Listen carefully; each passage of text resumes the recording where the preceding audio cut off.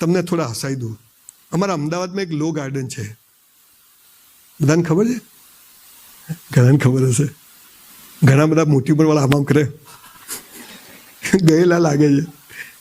તો સાંજે 7 વાગે ને એટલે છોકરા છોકરીઓ ત્યાં પ્રેમ કરવા આવે, તો હું જોવા જઉં. એટલે આપણે કરેલો નહીં, મેં તો હલા કરે છે શું એમ. તો અહીંથી મા બાપે ગામડાથી મોકલ્યા હોય કે હાલા ત્યાં જઈને ભણશે મેડિકલ, એન્જિનિયરિંગ, નર્સિંગમાં, CA. મને અમારા બેટા સાંજે 7 વાગે એટલે છોકરો અહીંથી આવે, છોકરી અહીંથી આવે, બાઇક મૂકે ને ઝાડ પાછળ જાય. તો હું આમ કરીને જોઉં આમ. પછી છોકરી છોકરાને શું કે ખબર છે? જો બકા. આ બકા કે ને એનાથી ચેતવું, હો, આ બકાઈ જ જાય. જો બકા, તારે મને પ્રેમ કરવાનો, હું તને કરું. તારે કોઈને નહીં કરવાનો, હું કોઈને નહીં કરું. આ કેવી વાતથી બે વેપારી ભેગા થાય? તારે મને માલ વેચવાનો, હું તને વેચું. તારે કોઈને નહીં વેચવાનો, હું કોઈને નહીં વેચું. બોલો, બે ભિખારી થાય કે નહીં? અત્યારે આ પ્રેમ ચાલે છે. મારી નહીં તો કોઈની નહીં, એસિડ. દીકરા દીકરીઓ, બહુ અદ્ભુત વ્યવસ્થા છે સમાજની. તમારા થઈ જશે લગ્ન, ના થાય મને કહેજો, કરાવી દઈશ. પણ યાર કેરિયર બનાવો. એકવાર ડૉક્ટર, પાયલોટ, એન્જિનિયર કંઈક બનશો ને, લાઈન લાગશે પાછળ, બોસ, લાઈન લાગશે. છોડો યાર. અને એમાં કોઈ છોકરો કે છોકરી જેની જોડે પ્રેમ હોય ને, બોયફ્રેન્ડ ગર્લફ્રેન્ડ હોય ને, તમારો ફોન જોવા માગે ને, તો માથામાં પથ્થરો જ મારવાનો. કે જ્યાં વિશ્વાસ ના હોય ત્યાં સંબંધ કોઈ દિવસ થાય નહીં. આ પાવર આપણામાં હોય છે. દીકરા દીકરીઓ, બહુ મોટી વાત છે, પણ આજે ટૂંકમાં એટલું કહું, જો કેરિયર બનાવવું છે, સફળ થવું છે, આવા સરસ ક્લાસીસમાં આવા સાત્વિક શિક્ષકો તમને ભણાવી રહ્યા છે, મા બાપ તમારા માટે એક્સ્ટ્રા પૈસા ઇન્વેસ્ટ કરી રહ્યા છે. આ ખર્ચો નથી, ઇન્વેસ્ટમેન્ટ છે. તો તમારી પણ જવાબદારી છે કે આપણે મહેનત કરીએ. પરિણામ 90% લાવી દઈશ કહેતા જ નહીં. મા બાપને કોઈ છોકરા અણી કાઢતા જ નહીં. કેટલું વાંચ્યું, કેટલા ટકા આવ્યા, આવશે. તમારા એનાથી વધારે આવશે. હે? અને એની પડે છે. ફરીથી દીકરા દીકરી, જો ટકા આવ્યા, IAS, IPS, chartered accountant, doctor થઈ ગયા ને, તો અમને જે તકલીફો પડ્યા તો લાફા મારીને ગાલ રાખીએ છીએ. બાકી હોશિયાર માણસોની જ વેલ્યુ છે સમાજમાં. પણ એ ન થાય તો ચિંતા કરવાનું કારણ નથી કે આ 5 વસ્તુ કરશો તો ભગવાને જેના માટે મોકલ્યા છે ત્યાં તમને પહોંચાડી દેશે. એટલે જીવન સાથી નક્કી છે, ટાઈમ બગાડશો નહીં. 5મી અને છેલ્લી વાત, બહુ ભારે વાત છે પણ કહી દઉં. આ ઉંમરમાં દીકરા દીકરીઓ સમજ પડી જવી જોઈએ. આપણા ત્યાં એક શબ્દ છે મોક્ષ. હે ને? મોક્ષ એટલે શું? બાવા થઈ જાય, બધું છોડી દો, સંસાર બેકાર છે, સંસાર ટોપ છે. વચ્ચે છે ને એવો ફેઝ આવ્યો પ્રજાપતિ સાહેબ, મને એમ થયું કે બધું છોડો યાર. એટલે મર્સિડીઝ, ચપ્પલ બધું છોડી દીધું. મેં કીધું હવે બસ ખાલી લેંગો શર્ટ પહેરવાનો, સંસાર બેકાર છે, બધાએ બધું છોડી દીધું. પછી હું બધાની પાછળ ફર્યો, ખૂબ બધા સાધુ સંતોની ને ઓલિયા ફકીરોની. 1 વર્ષ ફર્યા પછી પાછું પહેરી લીધું. નવા 100 જોડી કપડાં કરાયા, બીજી મર્સિડીઝ લીધી નવી. મેં કેમ? આશ્રમો બનાવી અને એમાં સંસારની જેમ જીવવું એના કરતાં સંસારમાં જ આશ્રમની જેમ જીવવું વધારે સારું છે. અને અહીંયા આજે હું 2500 કરોડની યુનિવર્સિટી બનાવું, 15,000 છોકરાઓને કમાતા કરું, સંસ્કારી બનું, એનાથી મોટું કોઈ કામ ખરું? દીકરા દીકરીઓ, મોક્ષના નામે આપણે ડફોડ બનાવે છે. મોક્ષ એટલે શું હું તમને કહું. સરદાર પટેલનું નામ સાંભળ્યું છે? દેશનો ગૃહમંત્રી 565 રાજાઓ પાસેથી 1-1 કરોડ લીધા હોત ને, તેની પાસે 550 કરોડ રૂપિયા બેંકમાં પડ્યા હોત. એ જ સરદાર પટેલ, આ વાત કરું છું 70 વર્ષ પહેલા. આજના નેતાઓ પાસે હોય એનાથી આ બધોને ખરીદે એટલા પટેલના ખિસ્સામાં હોત. અરે 1-1 બંગલો લીધો હોત ને, તો એ 500 બંગલા હોત સરદાર પટેલ પાસે. 275 રૂપિયા મરણ પથારીએ પડ્યા ત્યારે સરદાર પટેલના ખાતામાં પડેલા. દેશનો ગૃહમંત્રી. અને એ પણ એમની દીકરીને કે, મણીબેનને કે, મણી, હું મરી જઉં ને તો આ 270 રૂપિયા તું સરકારમાં જમા કરાવી દેજે, અને તોય 3000 કરોડનું સ્ટેચ્યુ ઓફ યુનિટી બનાવવું પડે ને. આને મોક્ષ કહેવાય. આને મોક્ષ કહેવાય. મારી પાસે પૈસા હશે ને, મારો છોકરો વીંટીઓ ચેનો બધું કાઢી લેશે બોસ, પણ હું સમાજને જે આપીને જઈશ ને એ માયને રાખે છે. દીકરા દીકરીઓ, અત્યારથી આ ભાવના રાખો કે આ દેશ માટે કંઈક કરવું છે. આ દેશ માટે મરવાળા મરી ગયા, હું ચોખ્ખાઈ રાખીશ.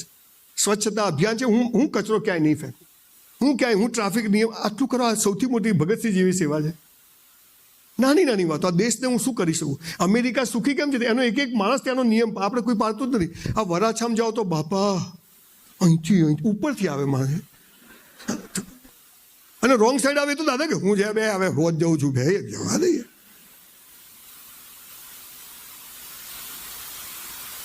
જે કરવું છે બેસ્ટ કરવું છે, હે ને, બેસ્ટ. મસ્ત તૈયાર થવાનું, સવારે આઈબ્રો, લાલી, લિપસ્ટિક બધું કરવાનું. અમેરિકામાં હું હમણાં દરિયા કિનારે ફરતો તો એક 90 વર્ષના આંટી, આટલે ચામડી લટકે, હો, આ કાનના બુટિયા આટલે લટકે, હેલો, ગુડ મોર્નિંગ, આમ બાને કિસ કરવાનું મન થાય આપણને. એવા સરસ ફ્રોક પહેરેલું, હે, મસ્ત. અને અહીંયા હમણાં એક 12 બેન મળ્યા, 30-35 વર્ષના હતા. આમાં તો સંજય બી જીવન પતી ગયું. બેન, તમે પ્લગમાં આંગળી ઘાલ દો, તમે બહુ જ છો પૃથ્વી ઉપર. મોક્ષની વાત કરતા હતા ગાંધીજી. લોકો આજે ગાંધીજી વિશે ગમે તેવી વાતો કરે. આ દેશનો ગાંધી જ્યારે લંડન બોલાવ્યો ને, ત્યારે વાઇસરોએ કીધું કે સૂટ પહેરીને આવજે, એટલે એને ત્યાંથી 5 મીટર કપડું મોકલ્યું. આ દેશનો ગાંધી સૂટ સીવડાવ્યા વગર ખાલી નીચેનું ધોતિયું પહેરીને ત્યાં ગયો. ત્યારે અંગ્રેજે પૂછ્યું કે ભાઈ, where is your suit, where is your clothes? ત્યારે આ દેશનો ગાંધી જવાબ આપે છે જે તમારા મારા બાપની બી તાકાત નથી કે આપી શકીએ. ગાંધી કહે છે કે સાલા મારા નહીં, મારા આખા દેશના કપડાં તો હાલા તમે લઈ ગયા છો. આ તાકાતવાળો ગાંધી, ધોતિયાને એક ખિસ્સું નહીં, અને આજે ભારતમાં એવું એક ખિસ્સું નહીં જેમાં ગાંધી ના હોય. આને મોક્ષ કહેવાય. હે ને, હું મરી જઉં, મારી પાછળ 50 જણ આવે, કોઈ માય પણ હું મરી જઉં, 5 લાખ લોકો આવે ને તો સાલું જીવ્યું સફળ છે. એને કહેવાય મોક્ષ. બોસ, તમે આવજો પાછા. હજી વાર છે 30-40 વર્ષની, હજી મને 58 જ થયા છે. Life is so beautiful. બહુ ચૂંથવાની નહીં, બહુ લોડ નહીં લેવાનો. યાદ રહ્યું ના રહ્યું, પેપરો લખવા પડશે, વાંચવું પડશે, મહેનત કરવી પડશે. મૂડ હોય ત્યારે કરવાનું. ટીવી પણ જોઈ લેવાનું અડધો કલાક, નોટ બિગ ડીલ. દિવસમાં અડધો કલાક મોબાઈલ બી જોઈ લે. પણ ટાર્ગેટ છે જીવનમાં સફળ થવું છે. અને સફળતા આવે છે એડ્યુકેશનથી. એડ્યુકેશન સિવાય સફળતા માટે ખૂબ મહેનતની જરૂર છે. એક વાર તમે આ 5 વર્ષ દીકરા દીકરીઓ સાચવી લીધા ને, જે અમે નથી સાચવે. મને ખબર છે મારા ટકા કેમ ના એકચ્યુઅલી તો. અને એટલે મને રંજ રહી ગયો કે મારા મિત્રો જ્યારે હું સાયકલ લઈને સ્કૂટર લાવ્યો ને, ત્યાં સુધી તે લોકો ગાડીઓમાં ફરતા હતા. એમની હોસ્પિટલો હતી, એમની ઓફિસો હતી. તમારા મા બાપ એક્સ્ટ્રા પૈસા નાખે છે. એ સુરતમાં પૈસા કમાવા ને બોસ બહુ અઘરું છે. તમને ખબર નથી કેટલા વિશે 100 થાય. ફટ લઈને બેકપેક આવી જાય છે, તમારા ચપ્પલ આવી જાય છે, લોફર આવી જાય છે, ચપ્પલ બધું એમને નથી આવતું બોસ. એ મા બાપ ઉજાગરો કરે. મા બાપ એમની એક નાની નાની ખુશીઓને બચાવીને તમારા માટે ઇન્વેસ્ટ કરે. અને ત્યારે આપણે જો મહેનત કર્યા પછી ના આવે તો ખરી ઈચ્છા, પણ મહેનત તો કરો યાર. છોકરા છોકરી ક્યાં છો, ચિઠ્ઠી આપે, મોબાઈલ મેસેજ ને 3 મહિનામાં તો પ્રેમ થઈ જાય, છૂટું થઈ જાય. અહીંયા તો મારી વાઈફને કાગળ લખ્યું એટલે 2 મહિને તો કાગળ આવે, વળી એને લખ્યું એટલે 2 મહિને તો આઈ લવ યુ પાછું આવે. 4 મહિના સુધી ફોફે ચડેલા હોય કે આવશે કે નહીં આવે. અહીંયા તો દાડામાં 50 વાર. અત્યારે તો ફોન કેમ ના લીધો, ડિવોર્સ થઈ જાય. દીકરા દીકરીઓ, આ ભારતની સંસ્કૃતિ મજબૂત છે. એમાં આપણને જન્મ મળ્યો છે ને હવેના 10 વર્ષ આ દેશના છે. પહેલા સંસ્કારી બનજો. સંસ્કાર હશે ને તો પૈસો જખ મારીને આવશે. સંસ્કાર નહીં હોય તો હશે બી જતું રહેશે. આ લખી રાખજો. આવા નિષ્ઠાવાન બનો. અને એક શબ્દ છે ચારિત્ર. ચારિત્ર એટલે સેક્સ નહીં, ચારિત્ર એટલે શું? તમને બધું કરવાની છૂટ હોય પણ તમે ના કરો, એને ચારિત્ર કહેવાય, એને કેરેક્ટર કહેવાય.